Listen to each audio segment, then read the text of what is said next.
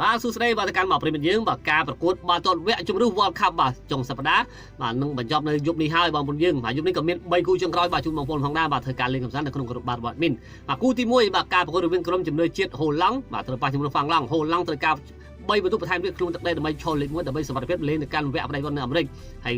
យប់នេះក៏ហ្វាំងឡង់ត្រូវការបន្ទុកដែរប៉ុន្តែមើលទៅ100ជាមួយនឹងហូឡង់ទេបាទហូឡង់អាចនឹងមានព្រៀបជាងបាទអញ្ចឹងយប់នេះយើងវាយទៅខាងក្រុមម្ចាស់ផ្ទះបាទហូឡង់បាទ2គ្រាប់បងប្អូនយើងបាទសម្រាប់គូទី2ការប្រកួតរវាងក្រុមជំនឿជាតិបាទក្រិចបាទប៉ះជាមួយនឹងក្រុមម្ចាស់ផ្ទះដាណឺម៉ាកកំពុងតែឡើងជើងបាទក្រិចចាញ់ទៅលើបាទស្កូតឡែន3-1ខណៈដែលដាណឺម៉ាកលុតទៅលើបែឡារុស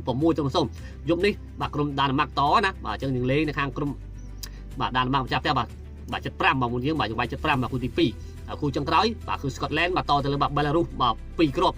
ស្កូតឡែនត្រូវការឈ្នះបាទយប់នេះដើម្បីបាទរកអីលេងវគ្គ play off បន្តទៀតបើជើជាមួយនឹងដាណឺម៉ាកបាទហើយយប់នេះអាចសង្ឃឹមឈ្នះ3បន្ទុកបាទស្កូតឡែនខ្លាំងបាទទៅលុតទៅលើបាទក្រិច3-1ក្នុងដីយប់នេះប៉ះបែឡារុសមិនក្រោប3គ្រាប់ទេបាទប្រិមិត្តយើងបាទអញ្ចឹងយើងវាយទៅខាងក្រុមបាទស្កូតឡែនបាទគូទី3អញ្ចឹងមាន3គូនេះបងប្អូនអាចសម្រេចចិត្តបាទក្នុងការកែច្នៃយកទៅប្រើប្រាស់ដោយខ្លួនឯងហើយបងប្អូនដែលចង់បានធីបបាល់បាទអាចចូលរួមជាមួយនឹងក្រុមបាល់ចូលទៅកាន់បាទ link bio TikTok របស់ admin បាទគឺតាមរយៈ Telegram យើងចូលរួមដល់សេរីយើងមានធីបបាល់ដូចជាបងបាល់ចែកបងប្អូនរៀងរាល់ថ្ងៃបាទ